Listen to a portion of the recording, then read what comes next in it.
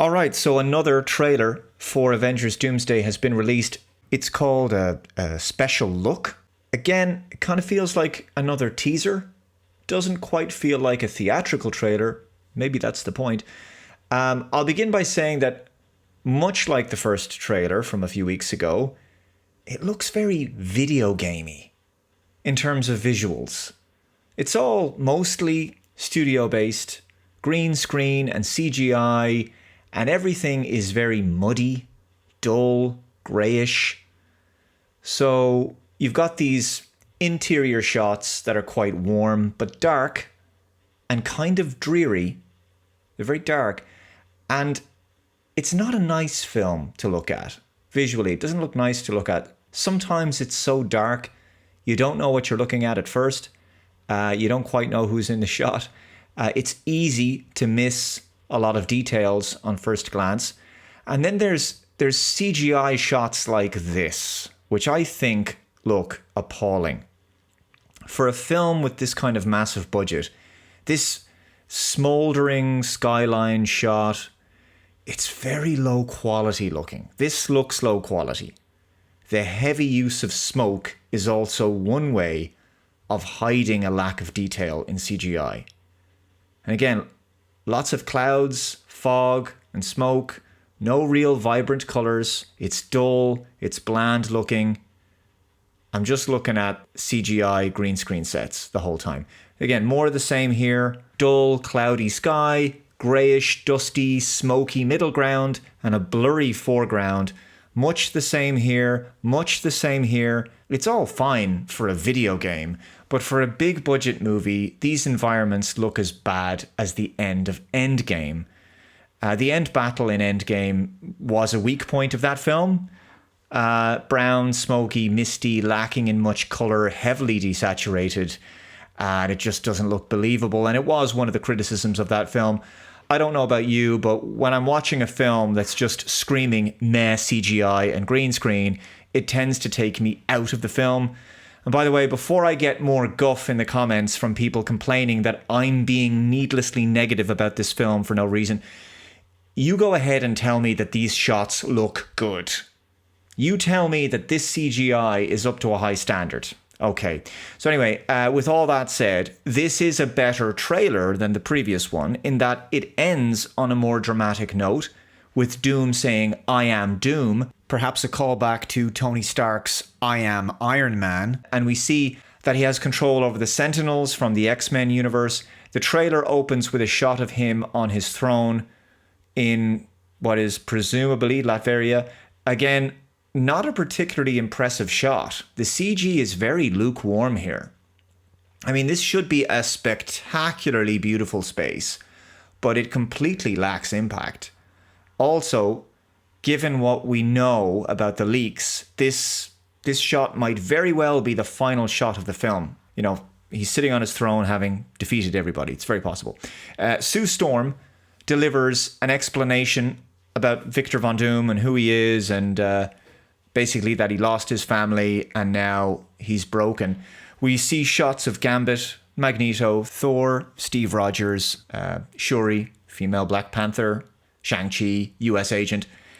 And I think one of the film's issues, we've mentioned this before, is going to be that a lot of the general audience are not going to be familiar with some of these characters because they are from more recent MCU productions. And in the case of, characters like Thunderbolts or Fantastic Four First Steps, these are characters from films where, the films were box office flops. Not enough people went to see them. They didn't have the impact of the earlier films. So I can imagine a lot of general audiences watching this film going, who's this? Who's that? Also, I'm still uncertain as to who the main character of this film is supposed to be. Is it Thor? Is it Steve Rogers? Is it Doom? I think it should be obvious at this stage, but it isn't. It isn't. I don't know who the main character is. Also, I really don't like Doom's story arc. I mean, from what we know from the leaks, so spoilers here. The idea of, my wife and child were killed because of some multiverse blah blah blah, so now I'm going to go psycho and kill people. So we know from the leaks that Doom kills Steve Rogers' son in front of him, which is super dark. Unless that's been changed, of course. I mean, maybe the film has been reworked since the leaks came out. I don't know. It's possible. Apparently, Steve going back in time at the end of Endgame to be with Peggy caused some incursion stuff. And this somehow resulted in Doom's family being killed. So Doom seeks revenge. Again, revenge, the laziest stock bad guy motivation these days. It's utterly ludicrous for Doom to intentionally murder the innocent child of the man who accidentally killed Doom's wife and child. Steve Rogers didn't intend to start a chain of events across the multiverse that would result in Doom's family dying. But Doom is going to punish him by murdering his innocent child? If the leak is accurate, and this is genuinely the story, it's pretty stupid. From a human psychology perspective, this doesn't really make sense. When have you ever heard of a story in the real world where someone lost their child when they were, say, hit by a car crossing the road, and the parent sought revenge on the driver of the car by going out and killing their child? I mean, do you see my point? So the only way that stupid stuff like this can be justified in movies is, well, Doom sort of went crazy as well. I mean, he's mad now. He's driven by a lust for revenge. He's insane. He could do anything. Yeah, they always have to pull out the insanity card because the basic motivations of the character are not strong enough. That's how they get to justify the absurd and irrational actions of villains like this. So we see Reed Richards asking Doom if he did this, if he did something. So he's questioning his actions. And we only see Doom's eyes. Again, we don't have an explanation as to why Doom looks like Tony Stark. Presumably, this is just a Tony Stark variant who grew up as Victor Von Doom. Maybe he was adopted, or I don't know. We also see that same shot of Scott Lang kissing Cassie's head, his daughter, and Johnny Storm with his nephew Franklin. Some shots of Xavier and Magneto, and Steve Rogers with his child.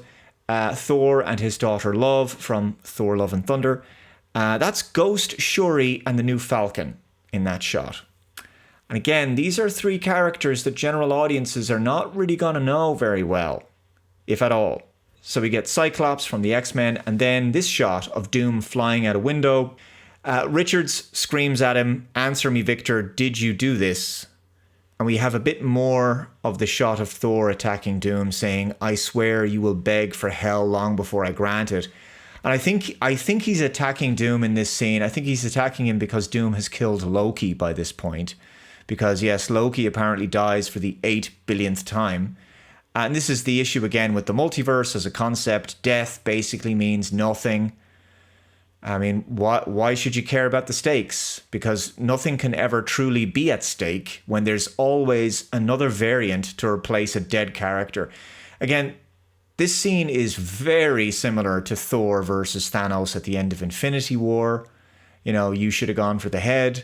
And look how much better and more colourful Infinity War looks by comparison to this. But as for the basic story, I'm not seeing anything in Doomsday that isn't very similar to Infinity War in many ways. If you've seen Infinity War and Endgame, I think you've seen movies that are remarkably similar in their basic story to this one. And certainly in terms of how the bad guy operates, the idea that they all lose in the end, and then the bad guy celebrates by sitting on his throne looking happy with himself. Unless since the leaks, the story has changed. Wouldn't it be wonderful if those leaks had been put out to throw us off the scent? I would love nothing more than on December 18th to go into the cinema and discover that I'm very surprised by what I see and that the story is really quite different. That would be fantastic. But we'll see. And then Doom replies, "Hell answers to me, for I am Doom." Now, this is a better trailer. This is definitely a better trailer. Having said that, I think this film's marketing would be in a much better place if they had only revealed the name of this film now and kept it all under wraps, including the return of Chris Evans. Perhaps led people to believe that Robert Downey Jr. was returning to play Tony Stark Iron Man and not revealed yet that he is actually playing Doom. So I think they definitely should have been much more secretive about everything. I think they've given away too much. Now, of course, there are still surprises. But I mean, some of the worst kept secrets about this movie are things like Tobey Maguire's Spider-Man is in it. Hugh Jackman is coming back as Wolverine. Ryan Reynolds is going to be in it as Deadpool. So, and we've known this for a long time. This information was just readily available online. And even those little teasers from last year that they released, I don't think they should have done any of that. And also the chairs thing with the cast announcement, I wouldn't have done any of it. The film's trailers should have started from now with the announcement of the film's title. And that would have created a much greater shock at this stage in the run-up to the movie. At this stage, we should have simply been anticipating Avengers 5. I think it would have been so much bigger if it all had been revealed now. Obviously, it goes without saying that the plot leaks should never have seen the light of day. But again, I'd be delighted if they turned out to be a red herring. Finally, I'll say that I think the impact of these kinds of trailers is somewhat reduced by the sheer volume of fake AI trailers out there. Some of them can be quite convincing, and some of them try to look like leaks as if they're filmed off a cinema screen, but they're fake. And you hear fake audience screaming in the background. It's a double-edged sword in a lot of ways. On one hand, I find fake AI trailers to be really annoying. And they have to be annoying for fans. And they weaken the impact of real trailers like this one when they come out. But on the other hand, they do provide free publicity for an upcoming film. And they demonstrate that there's still interest in these films. Because if people weren't making fake AI trailers, it would demonstrate that, well, not enough people care. I hope Doomsday is good, but I think it's just too bad that the film visually doesn't look very nice. Thanks very much for watching this video. Let me know your thoughts in the comments below. If you haven't already, please subscribe to the channel. Take care. I'll see you next time. Bye-bye.